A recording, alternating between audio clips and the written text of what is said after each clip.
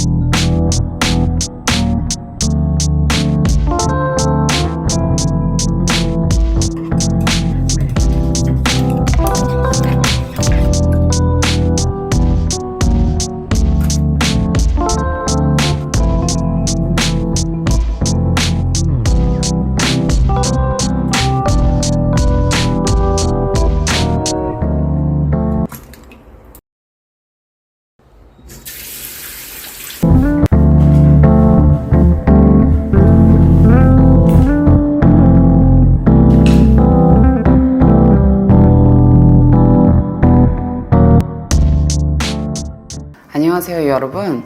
오늘은 썸네일에서 보셔서 아시겠지만 영어 그림책에 관해서 좀 같이 이야기를 했으면 좋겠어요. 영어와 관련된 좀 책을 이야기했으면 좋겠다는 생각에 영어의 수준이 굉장히 좀 다양하시고 오늘 만드는 이 영상의 타겟층은 영어로 된 책을 읽고도 싶고 영어 공부도 하고 싶은데 완전한 소설로 이루어진 영어책은 부담스러우신 분들. 오늘 이제 세 가지 책에 관해서 좀 이야기를 할 거고, 세 가지 종류의 책이 다 글의 장르가 달라요. 근데 공통적으로는 그림이 다 들어가 있습니다. 하나는 그래픽 노블, 청소년과 이제 뭐 어린이도 읽을 수 있는, 성인들도 물론 읽을 수 있고요. 소설인데 일러스트레이션이 들어간 이제 책, 그리고 마지막 하나는 이것도 이제 비슷하네요.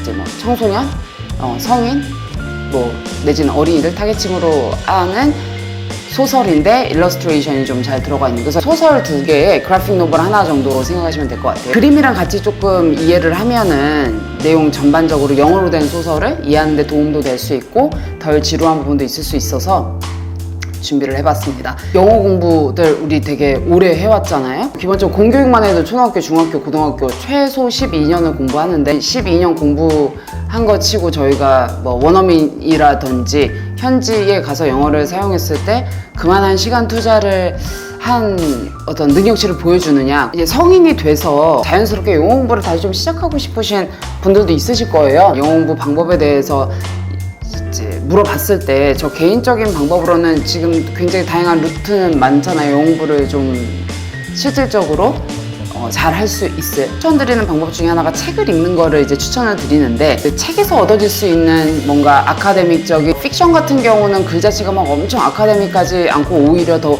구어체적인 표현이라든지 소설의 스토리텔링에 사용되어지는 어떤 문단 구성, 전체적인 형식, 뭐 문체나 단어는 말할 것도 없고 해서 얻어질 수 있는 또 다양한 영어의 루트가 따로 있는 것 같고, 리드라든지 영화라든지 뭐 유튜브의 채널의 영어의 소통 방식이 조금 다르다고 생각을 해요. 하나 영어 책에서 얻을 수 있는 그 영어 공부 방식도 저는 영어 공부했을 때 많은 도움이 되어서, 저 같은 경우는 책을 좋아함에도 불구하고 그 영어가 내가 모르는 단어가 너무 가득 차 있으면 숨막힘을 몇 번 느꼈기 때문에, 사실 이건 뭐 제가 끈기가 없어서 그런 걸 수도 있겠지만 읽다가 좀 중단한 경우가 몇 번 있었단 말이에요. 그래서 그 이후부터는 내가 좋아하는 책부터 좋아하는 장르라든지 성향이라든지 작가 책을 읽다 보면 좀 인내심이 생기다 보니까 모르는 단어도 더 찾아보게 되고 집중해지는 좀 경향이 있더라고요. 그래서 오늘 준비한 것도 그림이 들어가면 전반적으로 조금 이해하는 데 도움이 될 것 같아서 그림도 완전 그림책은 오늘 준비를 안 했고요. 소설 위주인데 이제 그림이 들어간 경우 내지는 그래픽 노블 이렇게 이제 준비를 해봤습니다. 작가들의 배경이라든지 스타일도 전혀 달라서 여러분들이 보시고 취향에 맞는 거를 계속 하시면 원서를 읽는 문턱을 좀 낮춰주는데 도움이 되지 않을까 싶습니다.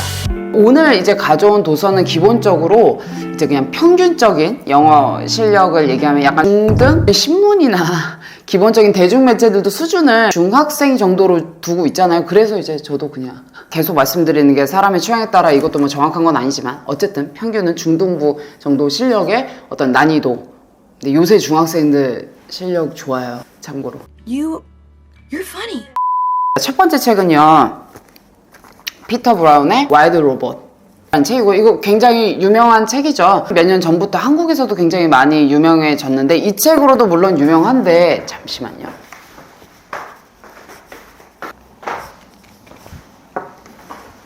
저는 지금 이 책만 갖고 있는데 한창 그 서점, 온갖 큰 서점, 뭐 여기 교보문고 하면 그 큰 서점 베스트셀러에 거의 장기 집권 하고 있었던 그 크리피 큐어트라고 오싹오싹 당근인가? 네.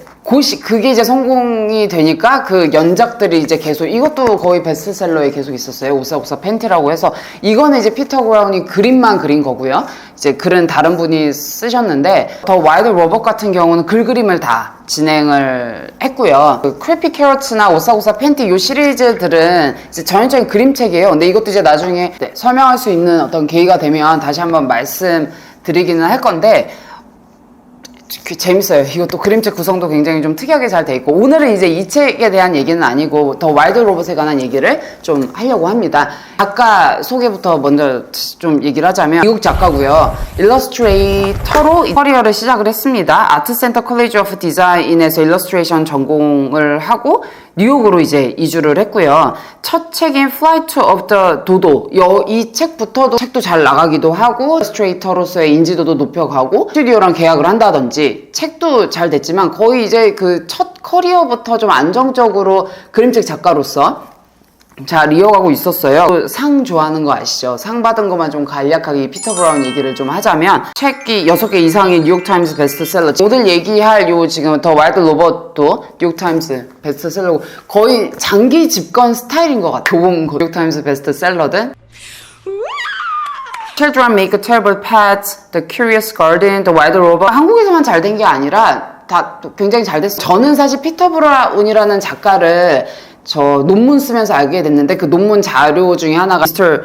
Tiger Goes Wild였어요. 제가 작업하는 작업물이랑 좀 백그라운드랑 소재가 공통적인 겹친 게 있어서 교수님이 소개를 해줘서 이제 뭐 너와 같은 소재는 이런 식으로 풀어가는 작가도 있다 해서 이제 보여주셨는데 그림도 일단은 뭐 되게 깔끔하고 내용 자체가 또 저랑 같은 소재로 시작을 한 거였는데 약간 굉장히 무겁지 않게 저는 되게 무거워서 빠꾸를 엄청 많이 당했거든요. 왜 이래? 영국 선생님들이 이제 대놓고 직접적으로 말씀하시기보다는 돌려치기를 많이 하셔서 그때 보여줬던 하여튼 작업물 그때 이제 처음으로 피터 브라운이라는 작가를 알게 되고 그 사람의 이제 전작들을 보던 와중에 한국에 왔는데 얼마 안 돼서 교보문고를 장악을 했죠. 저놈의 크리피 캐럿가 여기저기 막 Curious Garden 2010년 Children's Choice Book Award 올해 일러스트레이터 요상도 받고요. Children Make Terrible Pets 같은 경우 카네기 메달 크리피 캐럿으로 칼퇴곶 안어상을 이제 수상을 하게 됩니다. 누구나 꿈꾸고 있는 칼퇴곶. 더 와일드 로봇을 얘기하자면 뭐 이제 책을 조금 살짝 이렇게 좀 보여드리자면 이런 식으로 그냥 원서 소설이에요. 근데 이제 너무 묵직하진 않고 글 자체가 좀 많아진다, 그림 좀 덜 보인다 싶을 때 이렇게 한 번씩 와. 그래서 좋아. 이 작가가 기본적으로 좀 디지털 아트웍을 많이 사용을 하고요. 제가 봤던 그 호랑이씨, 그 마을로 내려오는 호랑이씨 그것도 그랬고 오싹오싹 팬티 같은 경우도 그리고 그 크리피 캐릭터 다 좀 디지털 드로잉을 위주로 하는데 디지털 드로잉이 줄 수 있는 신속함과 깔끔함에 또 단점들이 있잖아요. 이 작가 그림은 뭔가 전반적으로 좀 따뜻해요. 전형적인 어린이들의 사랑스러운 그림은 아닌데 그림 자체가 좀 서정적인 느낌들이 이 디지털 드로잉이랑 같이 마저 잘 떨어지는 작가고 이 그림 자체도 지금 모노톤으로 다 구성이 되어 있고요. 함축적이고 시적이고 한데 따뜻해. 그 따뜻한 느낌이 뭔지는 좀 보시면서 아실 수 있고 코스모스에서 아시겠지만 저희가 이렇게 막 특별히 우주, 자연 이런 데에 막 엄청난 관심이 있진 않단 말이에요. 근데 이제 저도 이제 나이가 들다 보니까 지금 너무 나이를 떠나서 기상이변 두려움을 느끼고 있는 찰나에 주인공이 로즈라는 로봇이란 말이에요. 근데 이제 얼굴 보시면 얘 로즈예요. 보이시려나?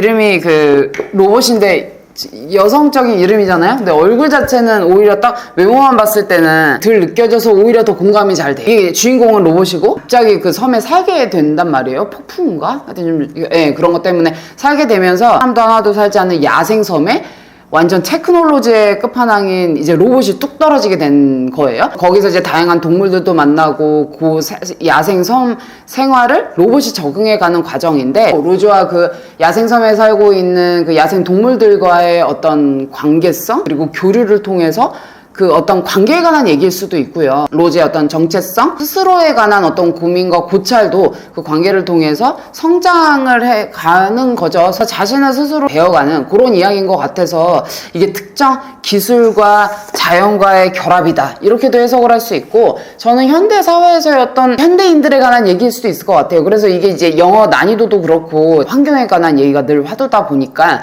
청소년들 이제 권장 소설로도 소개가 되어지지만 저는 오히려 어른들이 좀 보기에도 도움이 많이 될 것 같고 원래 또 좋은 책들이 나중에 읽을 때 또 다른 어떤 교훈을 주는 것처럼 이전에는 읽었을 때는 못 경험했던 그런 어떤 내용들 내지는 어떤 고민들도 또 생겨서 굉장히 추천드리는 책이에요. 그림도 그렇고 그 어떤 용어도 그렇고 뭐 중등의 한 중하 정도의 난이도로 생각하시면 될 것 같고 모르는 단어가 설사 나오시더라도 문맥에서 충분히 조금 의미 추측이 가능해서 원서 읽는 거 싫은 거 중단되는 저 개인적으로 이유 중에 하나가 모르는 단어가 너무 많이 나오면 중간에 좀 찾아 궁금하니까 근데 나중에 이제 짜증나서 스탑을 하게 된단 말이에요. 그럼 이제 못 읽게 되는 거죠. 근데 이 책의 장점 중에 하나는 단어가 어느 정도 추측이 또 되실 거예요. 이제 그 실력에 따라 다르시겠지만 그래서 좀 중단되는 게 조금 덜 할 거고 두께도 뭐 엄청 책 자체도 사이즈도 크지도 않고 좀 그렇게 막 중간에 끊길 만한 요소들이 뭐 일러스트레이션이 들어간다든지 이런 게 상쇄가 돼서 피터 브라운 개인적인 작가 그 작가의 어떤 관점으로 봤을 때는 작가로서의 어떤 능력을 좀 발휘했던 책이지 않을까 싶고요. 이 와일드 로봇 자체도 시리즈로도 또 몇 권이 나왔거든요.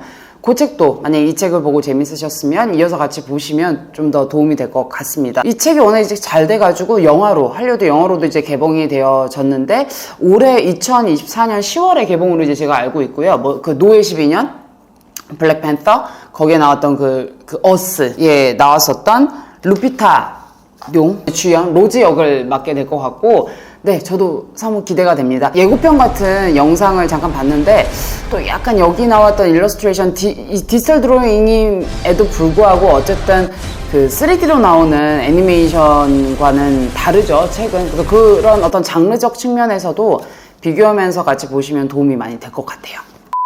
유발 하라리의 Unstoppable Us라는 책입니다. 글 자체는 꽤 많아요. 근데 그림이 중간중간 잘 들어가 있고 이제 컬러판으로 제작이 되어졌고 유발 하라리는 사피엔스로 이제 굉장히 잘 알려진 작가인데 이스라엘 출신의 작가죠. 인류의 어떤 역사적 관점을 단순히 시간순으로 그냥 알려주고 해석하는 거에서 끝나는 게 아니라 생물학이라든지 진화론이라든지 이런 부분과 절묘하게 좀 접목을 시켜서 단순히 인간의 어떤 역사에 관한 얘기를 넘어서서 현대 사회 속에서의 인간의 어떤 위치라든지 역할까지 고민할 수 있는 역사학자로서 굉장히 인기가 많고 사회 정치적으로도 목소리를 내는 역사학자 겸 작가 겸 교수로도 일을 하고 있죠. 사피엔스를 청소년 어린이 버전으로 좀 쉽게 만든 책이지 않을까 싶어요. 그림책 사이즈도 굉장히 크고 칼라판에다가 그림은 이제 다른 작가분이 이제 리처드 자플라나 루이 그림도 아주 시원시원하니 네, 유발 하라리 작가를 조금 이야기를 하자면 이스라엘 출생인 작가시고요.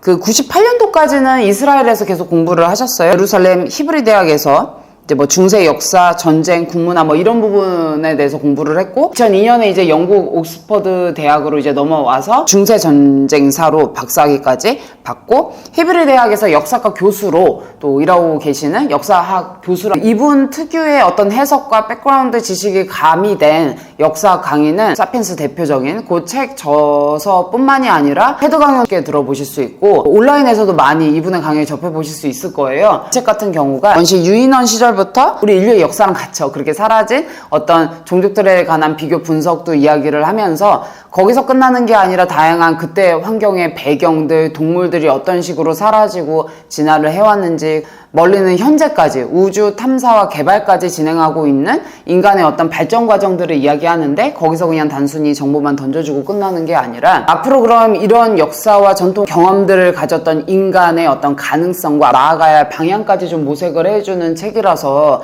여러 가지 면에서 좀 고민을 할 수 있었고 예를 들어서 왜 인간은 전쟁을 꼭 해야 되는지 신은 왜 꼭 믿어야 되는지 그게 유인원 얘기서부터 자연스럽게 이어지다 보니까 저는 개인적으로 좀 흥미롭게 잘 읽었고 그러니까 해석들이 중간중간 있잖아요. 그런 부분들도 좀 동의되어지는 부분들이 많아서 조금 더 내용을 이해하는데 도움이 됐던 것 같습니다. 더 와일드 로봇이랑 비교를 하면 어떻게 보면 인간과 자연 그리고 더 멀리 나아가서 우주와 인류 내지는 같이 살아갈 수 있는 어떤 그런 방법들을 모색한다는 점에서 또 공통점도 있어서 좀 연이어서 읽어보시면 작가 특유의 어떤 특장점도 비교해 보실 수 있으면서 현재 우리의 역할에 관해서도 조금 더 고민을 할 수 있는 그냥 먹고 사는 거에만 멈추는 게 아니라 인간적인 책임감들 그런 부분들을 조금 더 고민할 수 있는 그 소설이 되어지지 않을까 싶어서 이제 같이 추천을 드리고요. 영어 난이도 같은 경우는 이게 조금 더 아카데믹적인 용어들이 있고 영국에서도 활동을 많이 하고 전 세계적으로 활동을 많이 하고 영어도 능통하면 영어를 너무 원어민 수준으로 잘하시긴 하지만 이제 이스라엘 출신이시고 완전 그 본투비 미국 원어민 작가잖아요. 외국인이 쓴 영어 같은 느낌이 조금 더 드는 부분도 있고요. 픽션 소설이고 이거는 이제 좀 논픽션이죠. 그런 어떤 장르적 특성도 있겠지만 따지면 얘가 조금 더 접근하시기는 쉬울 수는 있어요. 그림이 도움을 주는 건 공통적으로 같겠지만 마지막 제가 말씀드리고 싶은 책은 이제 스티치 메모아 미국 작가입니다. 데이비드 스몰의 더 스티치입니다. 그래픽 노블이고요. 저 만화 좋아하는 거 잘 아시죠? 만화, 카툰, 그래픽 노블 이런 거 완전 꾼인 거. 영어 난이도나 제가 이제 여러 가지 배경 지식이나 어떤 소재적 측면에서 제일 마지막에 둔 이유가 있습니다. 그거 이제 좀 이따 말씀을 드릴 거고 일러스트레이터로 출발한 작가고요. 1945년생이시고 예일대에서 미술로 이제 석사까지 받으신 다음에 뉴욕 주립대에서 학생들을 가르치는 교수님이기도 했습니다. 뉴욕타임즈나 월스트리트 저널에 사를 그리기도 하거나 서평 기자로도 또 활동을 했어요. 그러니까 작업물을 분석하는 역할도 예전에 하셨던 게 작업물에서 좀 드러나지 않을까 싶습니다. 1998년에 리디아의 정원이라는 책으로 이제 칼테곳, 아너, 북리스트 예, 올랐고 아내분이 그 책 같은 경우는 글을 또 맡아서 쓰셨어요. 2001년에 대통령이 되고 싶다. 되게 웅장하네요, 제목이. 야! 그 작업물로 칼테고 상을 이제 받았고요. 그림 일단 뭐 무지하게 잘 그리고 이게 스케치식으로 탁탁탁 그리는데 진짜 온갖 원근법, 묘사, 뭐 어떤 표정 이런 거 뭐 죄다 완전 제가 너무 좋아하는 그림이고 제가 또 이제 카툰니스트들 그래픽 노블을 좋아하다 보니까 그런 식의 그림 느낌도 있어요. 그림책에 보면은. 근데 또 그림책이란 장르적 특성에 맞춰서 또 다르게 녹여 들어가는 방식도 분명히 있지만 이 책은 더 좀 심하고요. 담담하고 사랑스러운데 그 전형적인 사랑스러운 느낌은 아니고 쓸쓸해요. 그림이 약간. 근데 그 쓸쓸이 단순히 나 외로워 폭력적으로 주입시키는 느낌은 아니고 그림 자체에서 나타나는 그 쓸쓸함이 어떤 면에서는 그냥 우울함으로 끝나는 게 아니라 그게 이 책이 이제 특히나 더 그랬는데 극단적으로 더 이게 설명적으로 희망을 얘기하지 않고 쓸쓸함 자체에서 오는 그 간극 때문에 좀 더 나중에 내용이 저 개인적으로 희망적으로 그게 덜 유치하고 덜 설명적인 방식으로 저에게 와서 더 좀 감동을 받았던 책이고, 이 책을 좀 이야기를 하자면 2009년에 나온 이제 그래픽 노블 소설이고요. 우리나라에서는 바늘땀이라는 제목으로 이제 또 출간이 되기도 했는데, 메모라는 단어에서도 알 수 있듯이 회고록이에요. 메모와 같은 경우는 어떤 인물의 삶에서 특정 시기를 조금 더 강조해서 쓴 회고록이라고 보시면 될 것 같고, 오토바이오그래픽 같은 경우도 뭐 이제 작가에 따라 조금 다를 수 있겠지만 좀 삶 전반적인 게 언급이 되면서 조금 더 강조하고 싶은 부분에 강조하는 그런 차이점이 될 것 같은데, 여기는 메모아르라는 단어에서 알 수 있듯이 작가의 어린 시절부터 성인이 되고 난 그 시기 위주로 가고 어머니와의 관계가 주를 좀 이루기는 해요. 저는 이 책 되게 좀 놀랐던 게, 일단 이 책은 제가 영국에 있을 때 학교 과제 하다가, 이거는 뭐 추천받아도 상관 아니고 뭔가 그래픽 노블에서 좀 하나로 골랐으면 좋겠는데 보다가 그림이 일단 너무 이뻤고, 그림도 지금 제가 오늘 말씀드린 3가지 책 중에서는 가장 제 스타일이기도 하고, 웨스턴 쪽 문화 자체가 지금도 잘 모르지만 더 익숙하지 않았던 시절이고, 어쩜 이래? 약간 좀 이러와. 왜 엄마가 저러지? 왜 집에서 애를 저렇게 방치를 하지? 그리고 쟤는 어떻게 저거를 참아내지? 그건 이제 웨스턴 문화를 떠나서 그냥 제 개인적인 감정이입을 해서, 왜 전문용어로 집구석이 저 난리인데 어떻게 저렇게 그래도 의지를 가지고 왜 화를 들릴까? 웨스턴 에이시안 문화 차이를 떠나서 그냥 전반적인 문화 차이인 것 같아요. 근데 이제 제가 이 책을 보고 이제 조금 더 최근에 다시 한번 봤는데, 나이가 좀 들고 지금도 여전히 이해는 안 가요. 그 어떤 삶의 배경이라든지 이런 거는. 근데 부모님 굉장히 특이하시고, 그리고 그 뭐랄까 집안에 흐르는 뭐 저주라고 해야 될까요?